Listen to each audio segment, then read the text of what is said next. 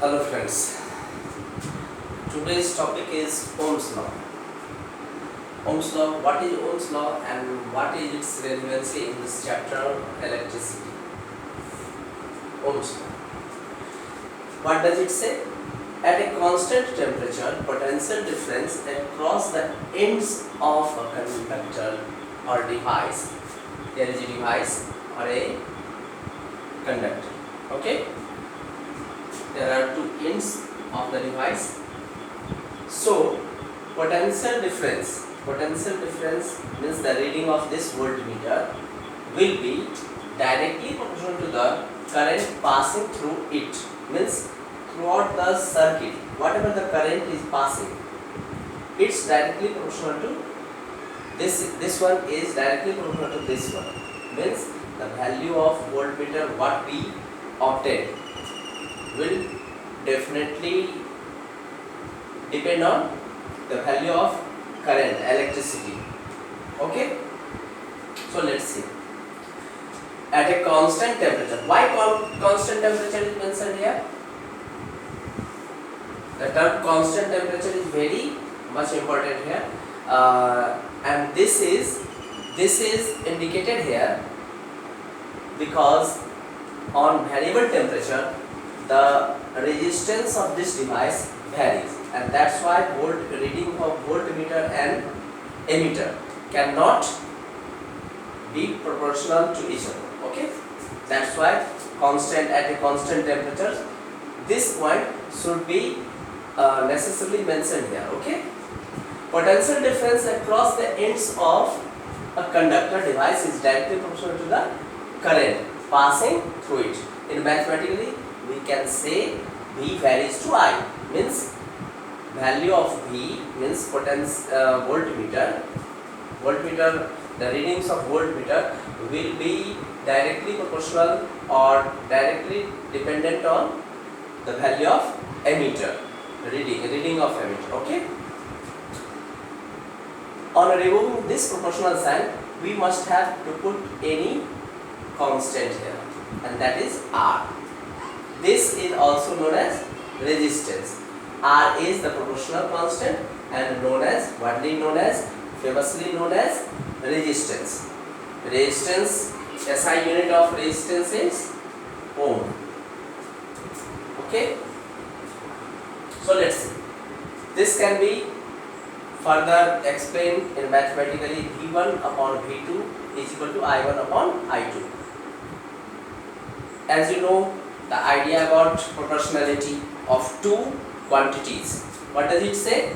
If one gets twice, then another quantity also gets twice. If this one gets thrice, this one gets thrice. If this gets half, then it also gets half. Okay? This way. To demonstrate the experimental demonstration of Ohm's law, we must have an arrangement of electrical circuit in this way. Here is a device or resistance connected with a voltmeter, a connecting wire, an ammeter, a key, a battery, a rheostat. Rheostat is also known as variable resistance. तो variable resistance जो है इसका value क्या होता है? Variable नाम से ही जैसा पता चलता है, as per its name, the value of this resistance can be changed as per our necessity, as per our requirement. Okay, so when we have an electric circuit consisting of a device, a voltmeter, an ammeter, a key, a battery and a rheostat. What is the role of rheostat here? What is the role of battery? Battery, you know, this is the source of electricity. Okay, key can, you know the role of key button, just like switch on and switch off. Means where we not need to flow any current throughout the circuit, then we have to plug switch off the circuit. Means the circuit should be open. Okay. Okay, let's see. by using the rheostat we change the resistance, entire resistance of the circuit, and in each case we have noted the readings of ammeter and voltmeter, and we have made a VI chart here.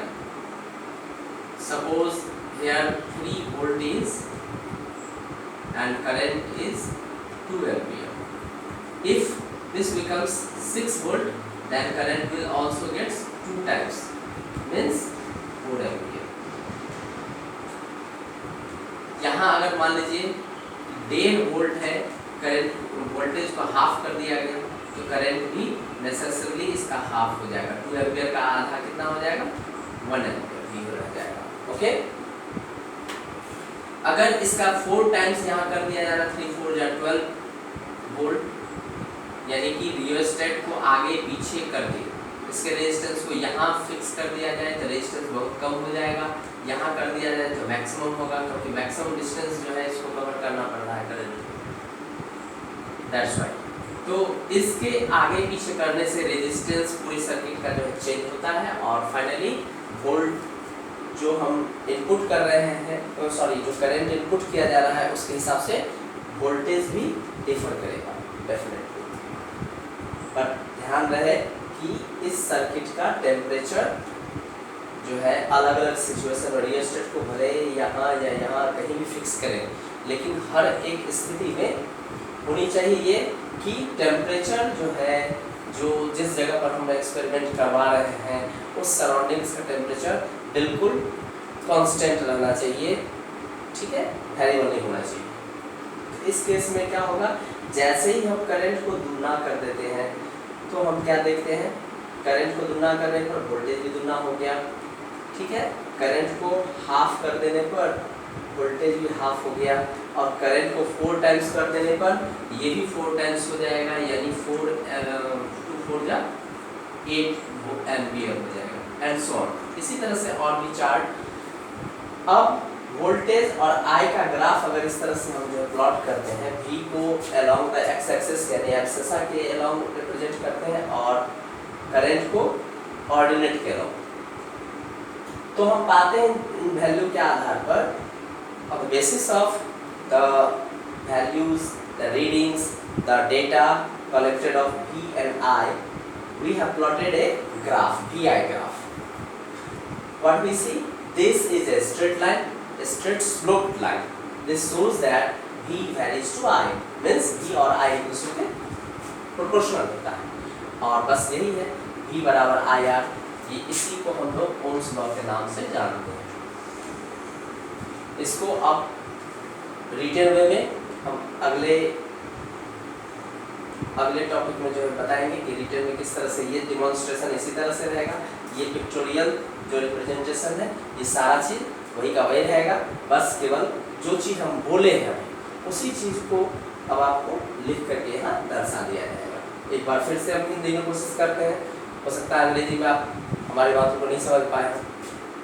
फिर से कि constant temperature पर जो किसी device के दोनों and का जो पोटेंशियल डिफरेंस होता है वो इसमें फ्लो करने वाले करंट पर डिपेंड करता है। ओके, अगर करंट को ट्वाइस कर दिया जाए तो वोल्टेज भी ट्वाइस होगा, करंट को ट्रिपल कर दिया जाए तो वोल्टेज भी ट्रिपल होगा, एंड सो ऑन। अगर करंट को हाफ कर दिया जाए तो वोल्टेज भी श्योरली हाफ हो जाएगा, ठीक है। तो इसके आधार पर हम देखते हैं यहाँ पर वही बात है कि कांस्टेंट टेम्परेचर होना चाहिए, कि टेम्परेचर जो है वेरिएबल नहीं होना चाहिए, बदलना नहीं चाहिए हर एक केस में। जो फर्स्ट केस जो मेंशन हम यहाँ किया बस वही केस जो है टेम्परेचर का रह जाएगा, यानी इस पैरामीटर को हम चेंज नहीं कर रहे हैं। Okay, at a constant temperature potential difference across the ends of a conductor और डिवाइस इज डायरेक्टली प्रोपोर्शनल। यानी ये ठीक डायरेक्टली प्रोपोर्शनल और इनडायरेक्टली प्रोपोर्शनल के बारे में हम लोग पहले से भी जानते हैं। अगर दो क्वांटिटी, एक क्वांटिटी दूसरे पर जो है ठीक उसी प्रकार से डिपेंड करता है जैसे कि उसका परिवर्तन हो रहा है, उसका चेंजिंग हो रहा है, बस वो डायरेक्टली प्रोपोर्शनल कहलाता है। जैसे कि एक एग्जांपल के तौर पर ले लीजिए, 1 रुपये में अगर आपको मान लीजिए एक पेंसिल देता है तो 4 रुपये में चूँकि वर्थ 4 टाइम्स हो गया तो क्वांटिटी भी आपका 4 टाइम्स हो जाएगा, यानी 4 पेंसिल आप पाओगे। एक पेंसिल के जगह पर अगर जैसे कि है 10 टाइम्स कर दिया जाता है वर्थ को, यानी 10 टाइम्स यानी 10 रुपीज आपके पास है, तो आप surely you will be able to purchase 10 such a pencil, okay, in the given amount. ठीक है, तो इसको हम इस तरह से समझते हैं, V प्रोपोर्शनल टू I होता है। अब इसके डिमॉन्स्ट्रेशन के लिए देखिए हम एक क्या करते हैं, एक डिवाइस ले लेते हैं, इसके दोनों एंड को वोल्टमीटर और एमीटर को जैसे जोड़ा जाता है, जैसे हम पहले पढ़ चुके हैं पहले क्लास में कि एमीटर को सीरीज वाइज जोड़ना चाहिए और वोल्टमीटर को पैरेलल वाइज। तो इस तरह से जोड़ दिए, और एक एडिशनल जो है हमारा डिवाइस है रियोस्टेट, जिसका वेरिएबल रेजिस्टेंस भी दूसरा नाम है। इसका नाम के आधार पर ही हम कह सकते हैं कि इसके रेजिस्टेंस को आवश्यकता अनुसार मैसेज जो हमारी आवश्यकता है उसके आधार पर घटा बढ़ा सकते हैं। ये जस्ट लाइक बैंड की तरह होता है, वो आप एडजस्टेबल होता है, आगे पीछे कर सकते हैं। अगर मान लीजिए कि ये रेजिस्टेंस है इतना बड़ा इसका जो, और ये कनेक्टर है, ये इसको जॉकी है, ये जॉकी यहाँ पर कनेक्ट करता है, इसको खिसका कर यहाँ कर दिया जाए, तो अब जो इसका कनेक्शन होगा इस वायर का दूसरे एंड का, वो इतने रेजिस्टेंस को फेस करेगा। अभी बस इतने रेजिस्टेंस को फेस कर रहा है, इतने रेजिस्टेंस को जब फेस करेगा तो इसका रेजिस्टेंस वैल्यू ऑब्वियसली कम होगा, जब इतना बड़ा करेगा तो ऑब्वियसली ज़्यादा होगा। ठीक, तो बस ये हो गया डेमोंस्ट्रेशन। यहाँ हम क्या करते हैं, इसको अरेंजमेंट करने के बाद रियोस्टेट की मदद से, इसकी हेल्प से क्या करते हैं, पूरे सर्किट का रेजिस्टेंस घटाते और बढ़ाते हैं। अलग अलग केसेस में हम देखते हैं एमीटर और वोल्टमीटर का क्या क्या रीडिंग आता है, उन सारे रीडिंग्स को हम एक जगह क्या कर लेते हैं, उसको सारणीबद्ध कर लेते हैं, टेबुलेट कर लेते हैं। ओके, टेबुलेट करने के बाद इसका हम ग्राफिकल रिप्रेजेंटेशन करते हैं। V को एक्सिस के अलॉन्ग यानी x अक्ष के अलॉन्ग और I को y अक्ष के अलॉन्ग जो है रिप्रेजेंट करने के बाद अलग अलग वैल्यू डाल करके इसको प्लॉट करने पर हम पाते हैं कि ये एक स्लोप लाइन है। ठीक है, स्लोप लाइन ये इंडिकेट कर रहा है कि V और I में प्रोपोर्शनैलिटी का रिलेशनशिप है, और इस प्रोपोर्शनैलिटी के साइन को आप जानते हो कि जब कभी भी आप इस साइन को हटाते हैं तो एक कांस्टेंट डालना पड़ता है। अब ये बात भी बता सकते थे यहाँ पर, लेकिन बहुत लंबा ये चला जाएगा वीडियो, इसीलिए हम इसको अब यहाँ नहीं बताते। बस आप ये जान लीजिए कि प्रोपोर्शनैलिटी के साइन को हटाने के लिए हम कांस्टेंट टर्म यहाँ मल्टीप्लाई करते हैं। ओके, और कांस्टेंट ये r के रूप में यहाँ पर लिख दिए, हम यहाँ मेंशन कर दिए हैं, where r is proportional constant and known as resistance. Resistance का ऐसा यूनिट ओम होता है, ये ओम है, OHM। ठीक है, इसको राइट आउट कर दीजिए।